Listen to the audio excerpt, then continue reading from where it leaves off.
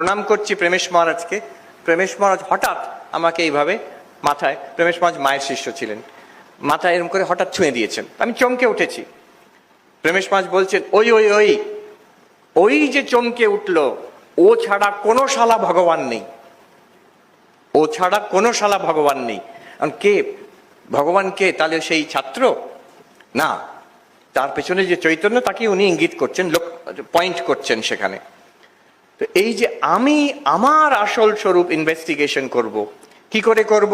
ঠাকুর একটু ইঙ্গিত করে দিলেন, আরম্ভ করো যেখানে তুমি মনে করছো আমি, আমরা মনে করি এইটাই আমি, এই মানুষটাই আমি, সেইটাকে ইনভেস্টিগেশন করা।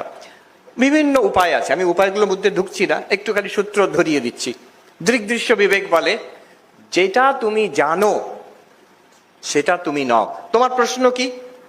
তোমার প্রশ্ন হচ্ছে যে আমি কে? জবাবটা কি? একটা টেকনিক দেওয়া হলো। যেটাকে আমি জানতে পারি সেটা কিন্তু আমি নয়, সেটা দৃশ্য, আমি দ্রষ্টা। দ্রষ্টা মানে যে জানে।